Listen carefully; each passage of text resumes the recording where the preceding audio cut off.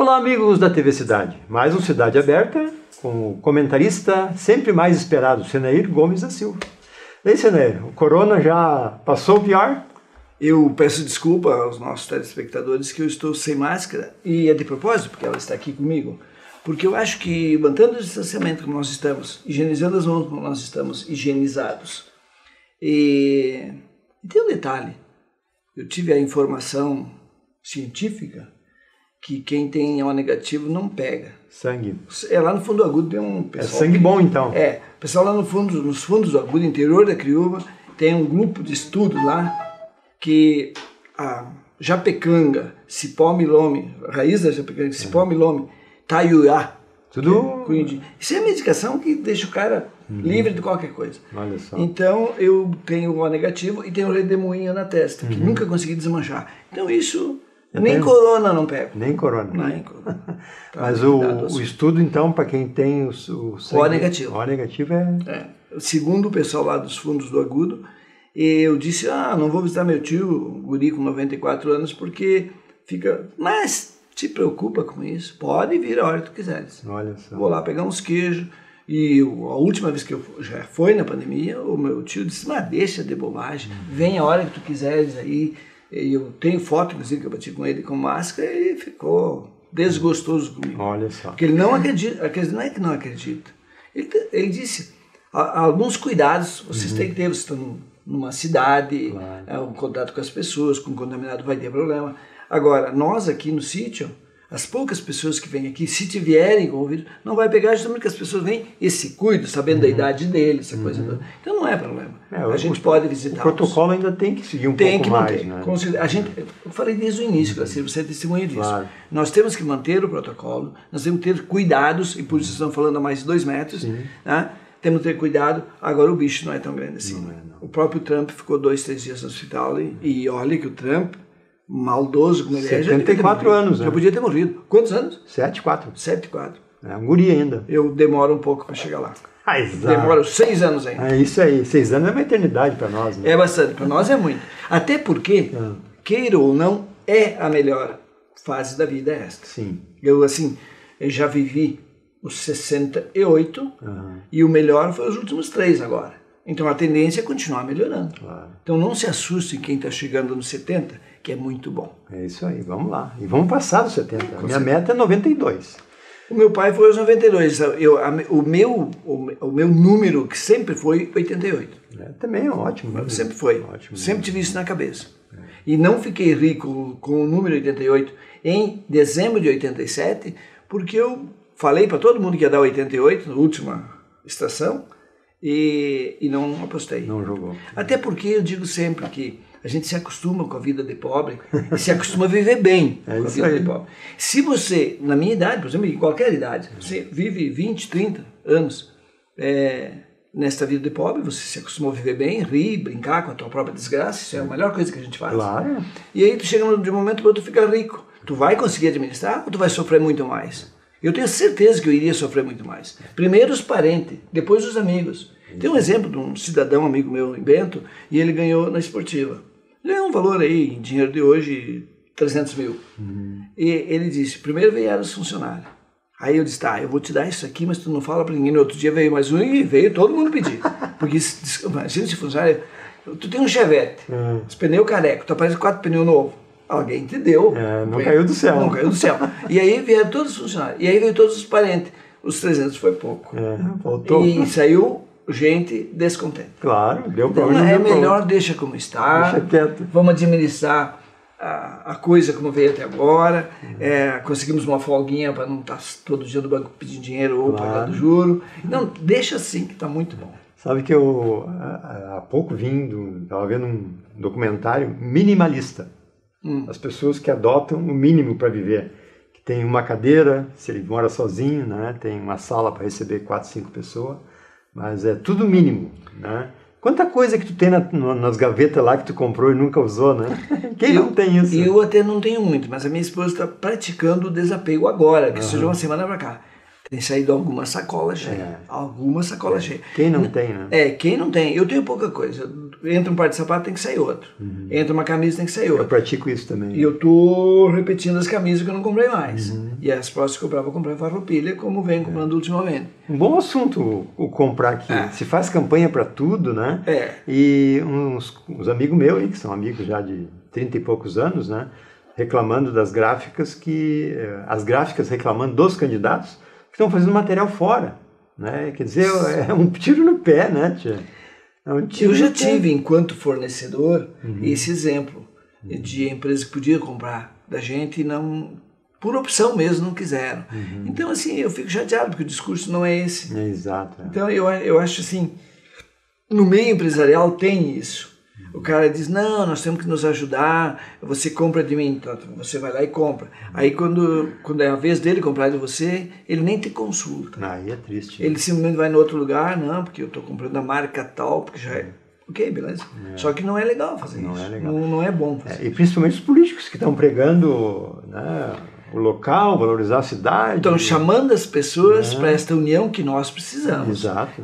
Todos os municípios precisam. Farroupilha é um município privilegiado pela sua economia, pela sua posição geográfica. Diversificação que foi alcançada. Né? E pelo povo que vive aqui, porque eu acho que o mais importante de Farroupilha é o farroupilhense. Sim, com As certeza. Pessoas são dedicadas. Juntou a imigração com a força de trabalho que veio de fora. Que veio, o italiano já tem no sangue a vontade de trabalhar, vamos dizer assim, uma preocupação em ter as coisas através do trabalho, que é diferente de alguns que têm a preocupação de ter as coisas através da sacanagem. O italiano veio para cá, subiu o morro, que já estava ocupado pelos alemães na beira dos rios, ele subiu o morro, o que tinha de pior sobrou para eles. Os índios, animais e a floresta. E o que conseguimos, vamos chamar assim, transformar, porque até um certo ponto o italiano veio, colonizou, mas vamos dizer assim, o português, o alemão, teve outras raças que vieram também para a nossa região, se misturaram com os italianos, e felizmente se misturaram, porque nós temos as mulheres, pode ser os homens também, né?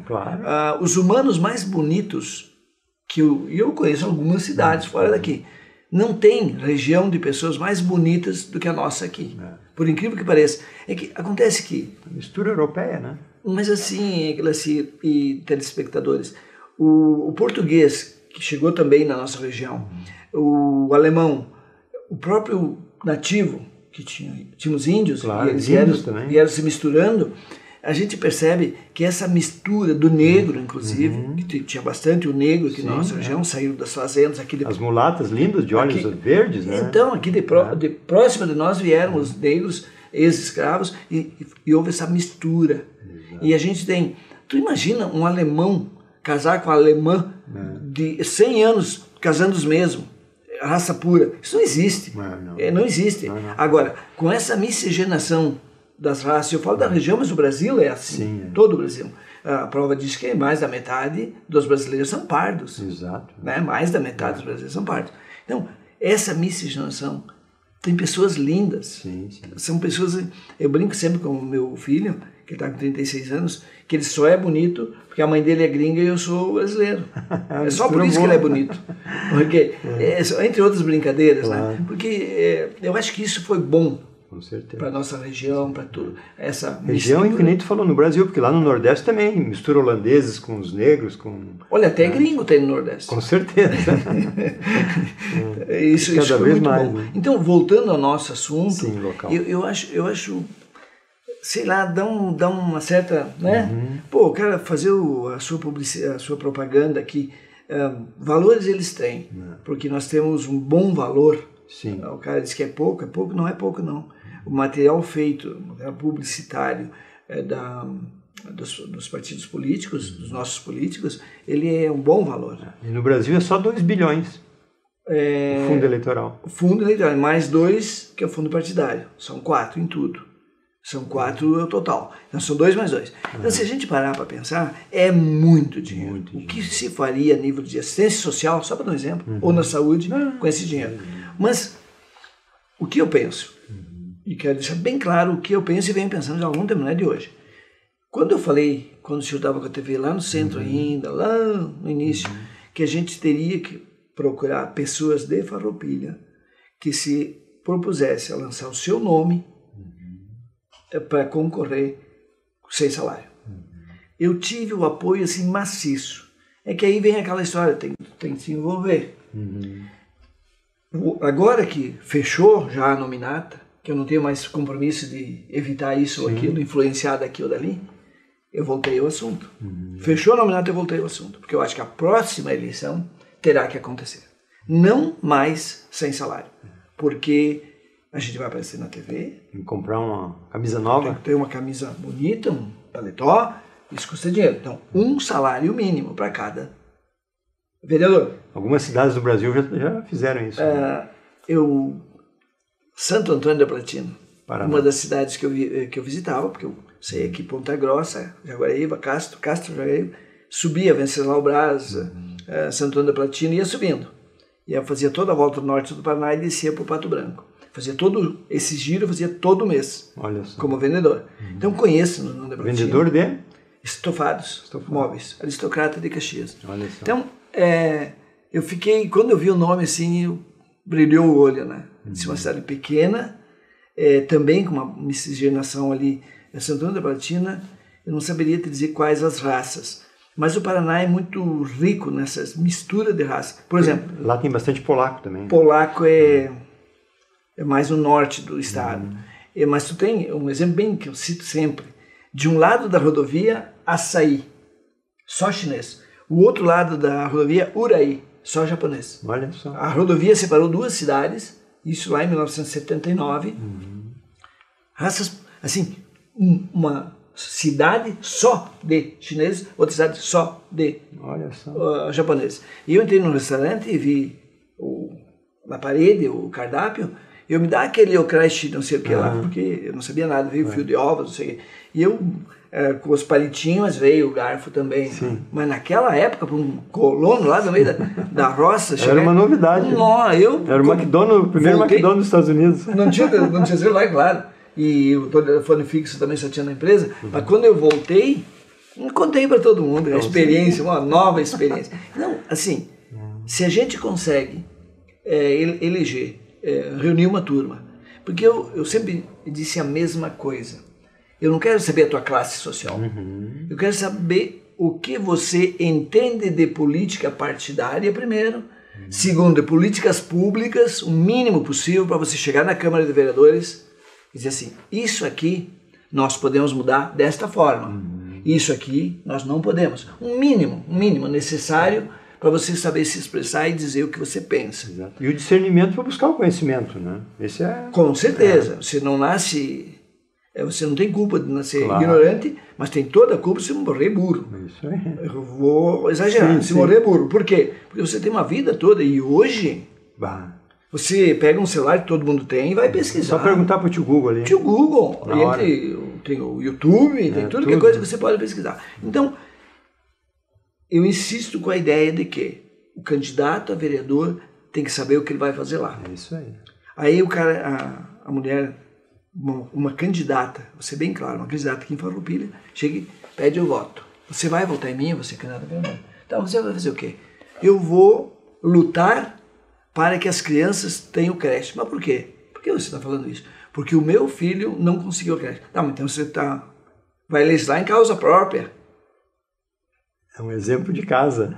Entendeu? Então assim, eu quero que exista um creche, não é porque o meu filho não teve, porque todos têm esse direito sagrado. Claro. Né? E aí eu entro num outro assunto que eu falei, eu posso falar agora, porque o cara não é mais prefeito. A primeira reunião que eu tive com o Bolivar Pascoal, que se elegeu em 2000, se eu não me engano. 2000. Foi 2000, né? Começou em 2001. 2001, então estou certo na minha ideia. E uma das primeiras reuniões que a gente fez com ele até, com a humildade dele, perguntou, olha, o que vocês acham? E eu fui representando a SIC. E eu disse, daí todo mundo falou isso, aquilo, sugeriu para ele ações. Disse, olha, prefeito, eu penso, e sempre pensei, porque justamente eu já conheci muitas cidades com cordões de miséria em volta, certo? Miséria. Então me choca muito isso, porque eu vivi na minha infância a miséria. Não na nossa família, mas no vizinho do lado. Eu sei o que significa miséria nas pessoas. a falta de comida na mesa. Isso é triste. Então eu tenho isso muito marcado. Aí eu disse, Pascoal, prefeito Pascoal, eu gostaria, se eu tivesse um olhar especial para a periferia de Farroupilha, não citei nenhum bairro, periferia que tem muita dificuldade, as pessoas passam sem habitação, sem saneamento. Saneamento não tem nem hoje, 20 anos depois. Sem isso, sem energia elétrica, tinha na época ainda, sem energia. Então, esse pessoal sabe multiplicar filhos. É um assunto delicado. Claro que é. Mas os assuntos que tu não quer falar de assunto delicado, fala de futebol. Vale, para todo mundo conhece. Político nenhum gosta de falar em controle familiar, né? Pois é, ninguém gosta. Mas é uma necessidade. Se eu fosse... Não é nem controle, um planejamento. Planejamento, esse é o termo que se usa hoje. Mas então, naquela época eu disse para ele, você tem a Secretaria da Saúde, você tem a Secretaria da Ação Social, que pode educar, não é proibir uma pessoa de ter mais um filho, é chamar a atenção dele, que ele pode se divertir, se ele chamar assim, sem procriar. Claro. Tu entendeu? Porque o filho, ele tem que entender até onde ele pode ter um filho, até onde ele pode ter 2 filhos, o que ele precisa para ter 2 filhos, o que ele precisa, né? Qual é a condição de vida que ele e a sua esposa têm para ter 2 ou 3 ou 4 filhos. Agora, se a gente nunca falar sobre isso, é um assunto meio polêmico, é um assunto tabu, ninguém fala. Agora, tem que falar. Tem que falar. Nós temos que chegar dentro da família e dizer, quantos filhos tem? 4. Como é que tu tá? Para nos 4? Se Deus não vem aqui dizer para tu fazer mais um, não. A procriação é uma decisão do casal. O Estado não tem o direito de proibi-lo e nem de incentivá-lo. Não tem esse direito. Esclarecer o mínimo. Né? Agora tem que esclarecer. Então eu sempre tive isso como uma preocupação e eu vejo que eu falei com muita gente, não só aqui, Caxias, ninguém quer se expor. Não. Eles dão a desculpa que a igreja é contra. Olha, se nós depender de tudo que a igreja é contra ou a favor, eu respeito... E as igrejas em geral. Exato. Eu respeito as igrejas como todas. Estudei em colégio de padre 4 anos, aprendi muito com eles, só que tem uma coisa, o nosso Papa está dando um exemplo. Eles falam de tudo. O nosso Papa hoje, agora ele fala que a Argentina está incendiada pelo comunismo e estão indo tudo no mesmo barco. Ele não fala uma vírgula. Não. E a Igreja Católica não era radicalmente contra o comunismo, ela não marchou na Marcha da Família junto com os brasileiros. Então há um descompasso. Ou a igreja virou comunismo, a igreja católica virou ateu. Sabe? Tem coisa que a gente não consegue entender. É um tabu? Eu sei que tem gente que vai me criticar, mas eu não estou preocupado com quem vai me criticar, porque eu penso assim. Eu não vou criticar a pessoa que pensa diferente. Isso aí, direito de expressão. Né? Agora, eu tenho as minhas convicções e temos motivos para pensar assim. Sem dúvida. Eu acho que a coerência é a primeira coisa. O planejamento familiar envolve o quê? Geração de emprego, saúde, segurança, educação, todo o complexo. Né? O que eu falei para o Pascoal, que eu quero repetir aqui, naquela época foi o seguinte, se ninguém tomar uma iniciativa de, pelo menos, educar as pessoas, chamar atenção para as crianças que estão vindo e não vão ter o mínimo necessário para ter dignidade. Essas pessoas que vêm para a sociedade, elas vêm demandar serviços públicos. E a contrapartida, eu posso demandar serviço público, eu pago meus impostos. O senhor, e mesmo quem não paga imposto, mas é consumidor, ele está pagando. Claro, direto. O consumidor está pagando o imposto. Agora, qual é o poder de consumo de uma pessoa que está desempregada, não conseguiu acesso à educação, está vivendo num submundo onde o pai sai para trabalhar e não sabe se volta com o trabalho, porque não é um trabalho regular, se ele volta com o produto do seu trabalho, e hoje, mais do que nunca, em função de vamos dizer assim, um aumento desenfreado da natalidade, um aumento das pessoas, a maior indústria brasileira hoje se chama tráfico de drogas. Infelizmente. Não existe maior empregador no Brasil hoje do que os chefes do tráfico. E pagam bem seus soldados. Olha só. E pagam muito bem seus soldados. Eles têm pouco tempo de vida, né? Claro. O seguro tem que ser maior, né? Então. Alvorada deu um grande exemplo. Alvorada, a grande Porto Alegre, sempre foi o líder na criminalidade. Alvorada, Cachoeirinha. Alvorada, Cachoeirinha, Gravataí, né? E a Alvorada fez um planejamento familiar fantástico, é exemplo de muitos, né? Mas então, e as pessoas não copiam, né? Eu tentei lá, quando eu assumi o Mocovi ali, falei com todos os poderes, né, instituído, promotoria, prefeitura, né, eu fui em várias entidades também pedindo apoio, mas não foi para frente, né, o prefeito, não, isso aí não vou, não, é aquela coisa, né. Mas isso, Glacier, se tu fizer um projeto agora para a Farroupilha, durante 4 anos de uma administração, esse projeto de incentivo às pessoas pensarem, planejarem, né, você falou, a família deles, para dar um mínimo de dignidade para esses seres que estão vindo ao mundo, isso vai refletir para os próximos 30 anos. Com certeza, ou mais, né. Debate. O que tu achou do primeiro debate na Rádio Espaço, sábado agora de manhã? Posso falar sério? Tudo que tu pensar. Tá. Aqui é livre expressão. Então, eu coloquei... aqui nós trabalhamos para os governados, não para os governantes, nem para os futuros governantes. Quer dizer, os governantes são nossos funcionários, né? Isso que eu quero dizer. Seriam pagos por nós. Pagos por nós. Então, assim, eu gostei da leitura dinâmica que eles fizeram. Uma boa leitura. Todo mundo sabe ler. Né? Mas me decepcionei. Porque o senhor já participou do debate como candidato. Eu nunca participei. Mas como eu já participei de debate, não de debates, mas de quando você tem que me manifestar em público. Sim, né? Reuniões. E assim mesmo chamam de palestra, eu não. Eu digo que eu dei um recado. Sim. Naquela reunião no Hotel Mabu, na Foz do Iguaçu, que tinha 1.200 empresários do Paraná, e o Lula encerrou depois. Eu fui o último palestrante, que eles chamavam, e o Lula entrou dali uma hora e pouco, e fez a... Estava grandão na época, então. Sabe quem era a mediadora da minha palestra? A Paz Extensoro, Caterine Paz Extensoro, sobrinha do presidente da Bolívia. Olha só. Então eu estava... Né, grandão. Eu estava com a gravata bonita. Mas por que a gente faz vamos dizer, chama isso de palestra? Primeiro, eu sabia muito bem como nós iniciamos, como nós conduzimos e como nós estávamos já operando a garantia de crédito, que era pioneira no Brasil, começou por Caxias, aquela coisa toda, veio dinheiro do mundo, veio dos Estados Unidos, do BID, Banco Interamericano, veio $500 mil para a montagem dessa associação de garantia de crédito. Então, a gente dominava o assunto. Então, para mim, falar sobre garantia de crédito, quem são os seus componentes, quais eram os objetivos, era de trás para frente e de frente para trás. Claro. É um assunto que você domina.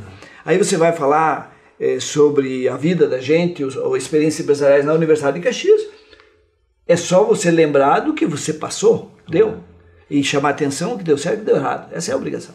Agora, você vai para um debate para ser o síndico da cidade que você gosta de chamar, e é verdade. Nós temos uma cidade, um município, não é só a cidade, um município para ser administrado. Nós precisamos de um síndico.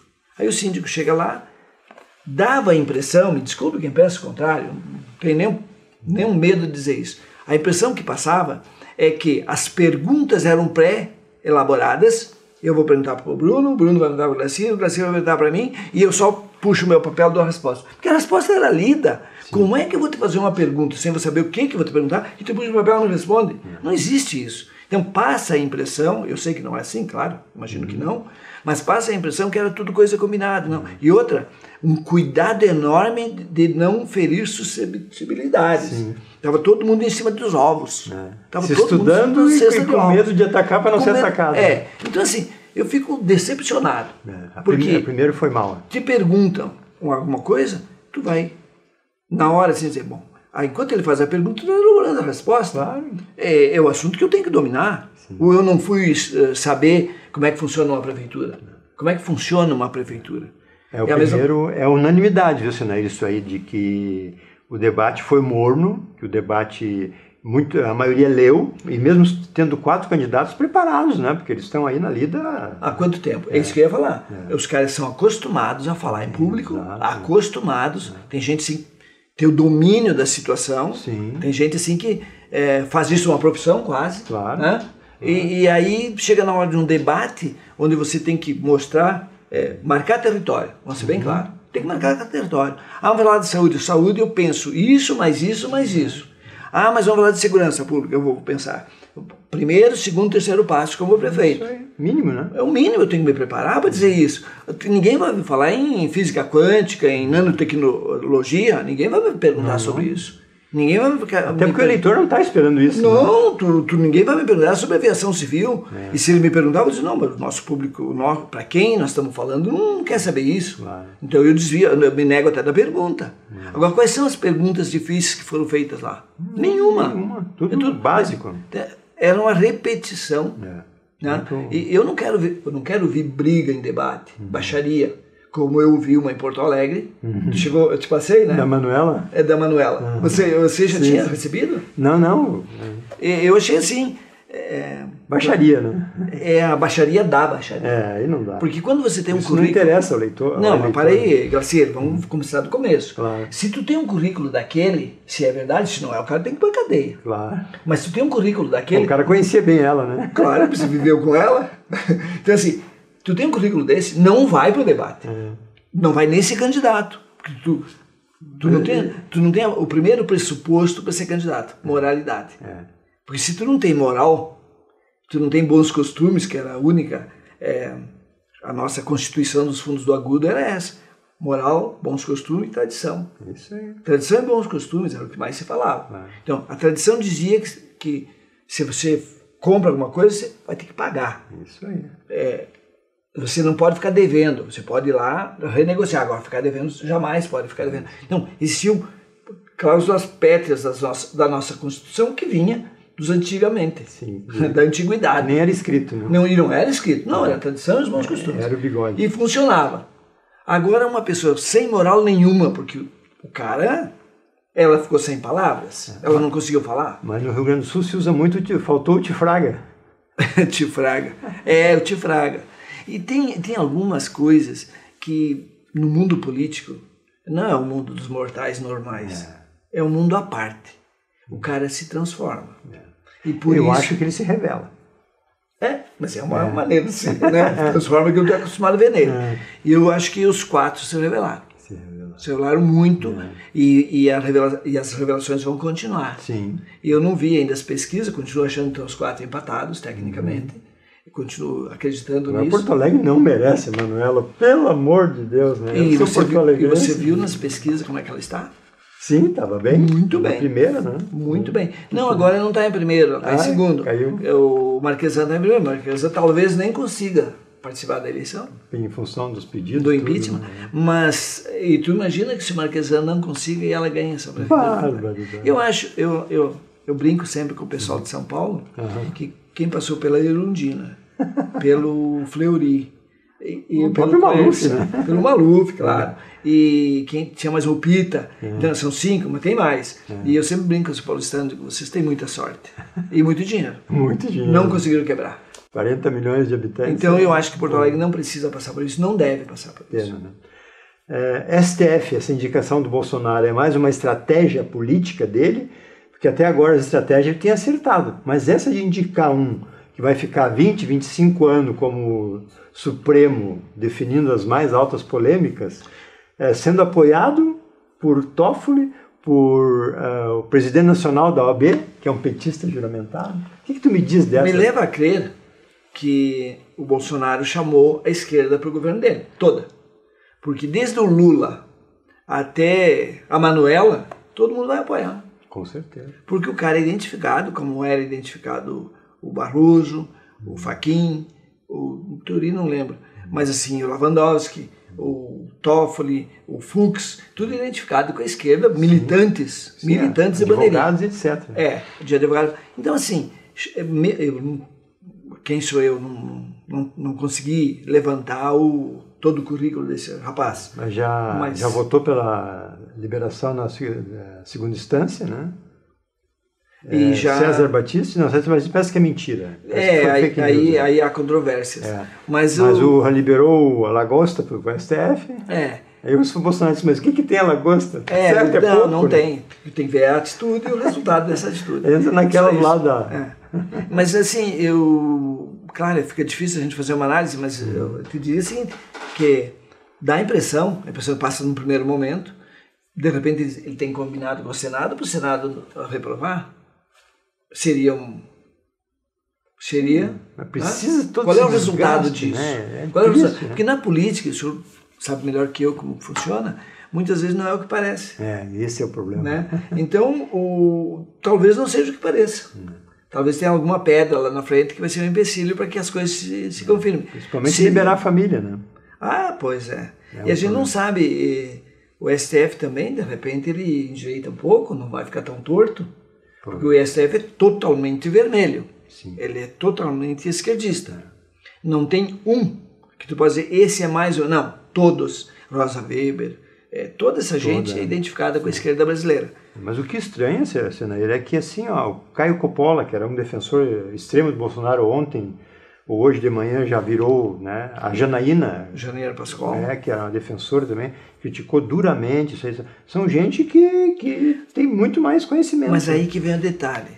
Quando a sua, vamos botar assim,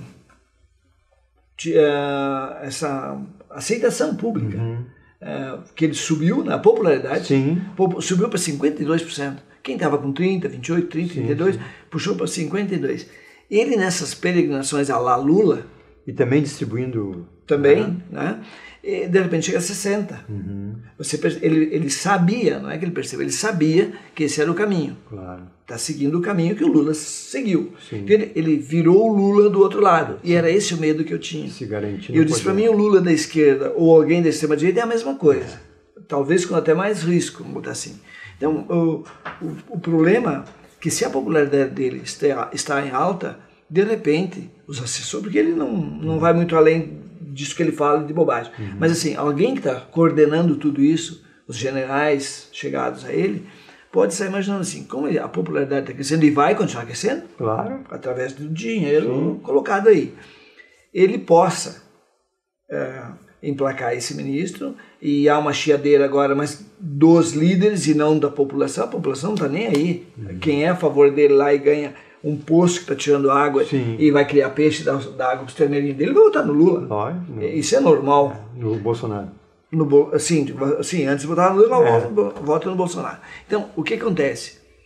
Eles estão pensando que ele ganha a eleição de qualquer maneira e depois é que poderá, no segundo mandato, fazer as mudanças que o Brasil precisa. Hoje, para não entrar em choque, também vamos combinar, vamos pensar pelo outro lado. Ele bota um cara identificado com ele. Quem é? Aquele guri que é ministro da Justiça, é um notório saber jurídico, tudo isso é um da religião dele. Então, tudo isso estaria, vamos dizer assim, dividindo mais ainda. Porque aí identifica religião e direita. São as duas coisas. Que hoje a religião está sendo um problema no Brasil, que essas igrejas populares elegem bastante gente, que não é a católica, está elegendo muita gente. A católica não se expõe para não se envolve. Mas essas outras religiões têm deputados, têm senador tem, totalmente identificado com a igreja. Então, tanto que aprovaram agora ele isentou ali bastante dinheiro. Mas já passou? Ainda não, né? Mas parece que vão derrubar o veto e coisa assim. Vamos ver, né? Mas para você ver a força dessas igrejas. Essas igrejas estão atendendo a classe menos favorecida. Não que não tenha rico nessa história, tem. Mas tem muita gente das classes menos favorecidas que é a última esperança. Então eles conseguem muitos votos, elegem os seus representantes e estão lá no Congresso fazendo a sua parte, favorecendo essa gente. Agora, onde nós vamos parar com isso? Porque botando ele colocasse um agora e depois vai colocar mais um, pelo menos seriam duas vozes para fazer o contraponto. Talvez esse Supremo agora vá dar uma amenizada. Talvez porque a ameaça existiu já. A ameaça já existiu.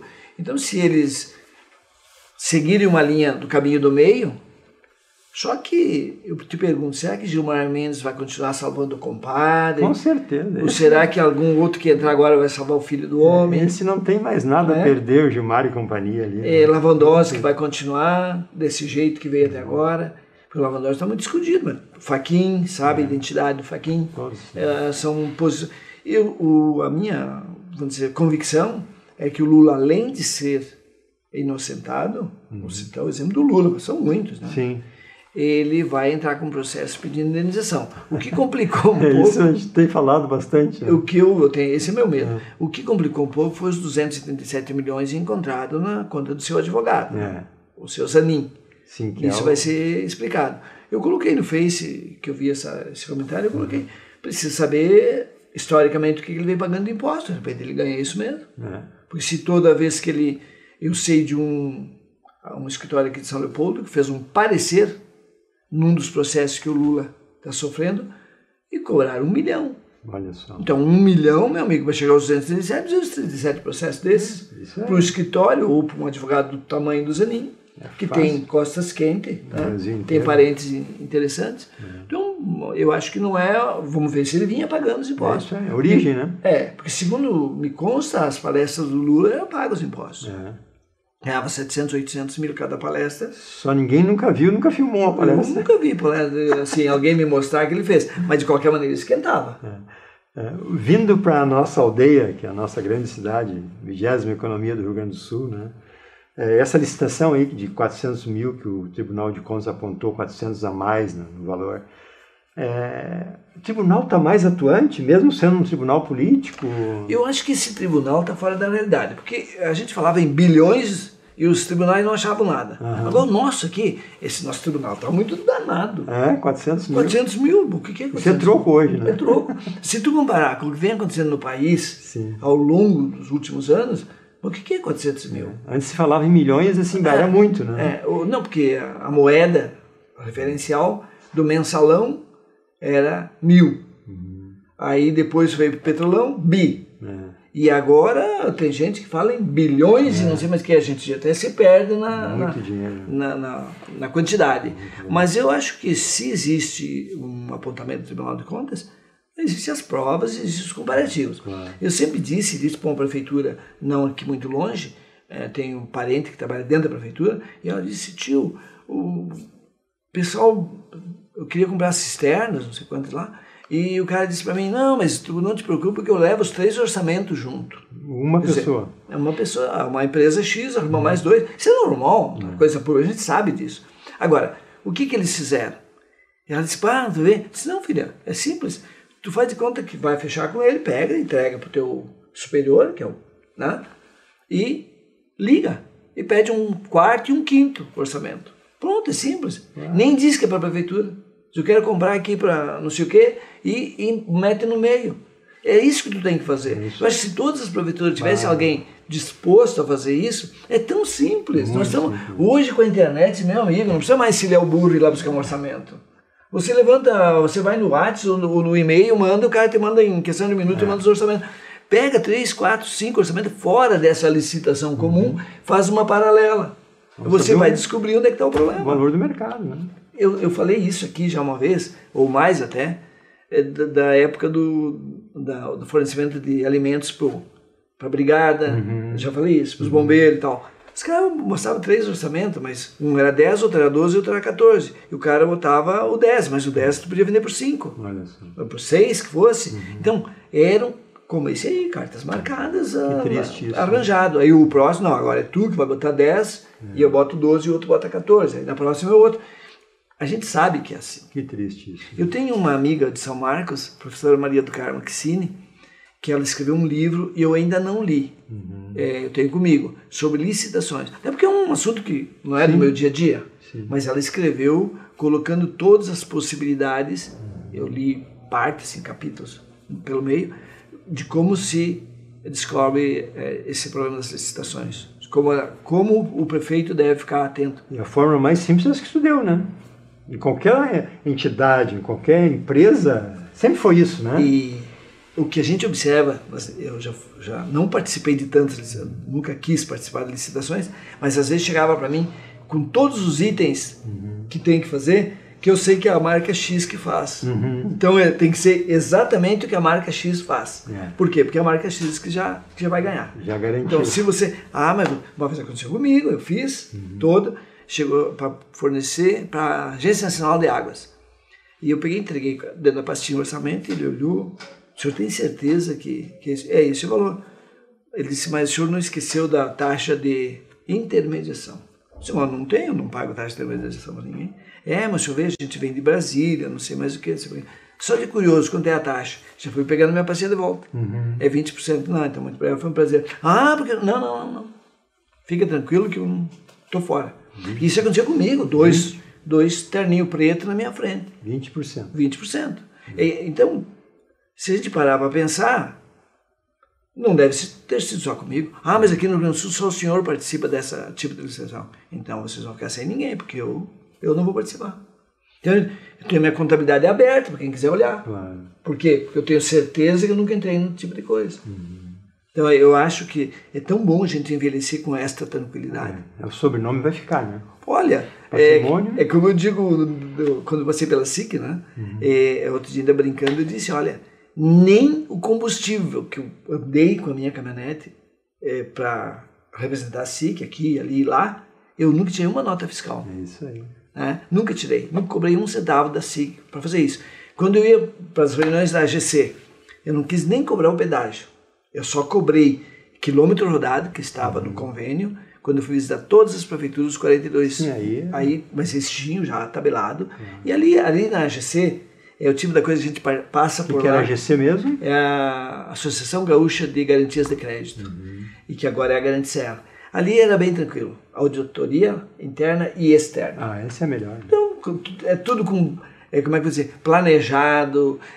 Transparência, né? Com transparência total. O manualzinho, sempre como tem que ser as garantias de crédito. Claro. Que a gente tive o prazer, vamos dizer assim, é uma bênção, é uma graça você conseguir chegar no Congresso Nacional e apresentar um projeto pioneiro, que era o nosso, com a maior tranquilidade, como se eu estivesse falando aqui para os nossos telespectadores. Porque dominava bem o assunto, não era dinheiro de político, era dinheiro que vinha de fora. Eu estava dizendo aos brasileiros que era possível qualquer cidadão que tivesse uma empresa, por pequena que fosse, ter garantia com dinheiro para alavancar o seu negócio. Olha só.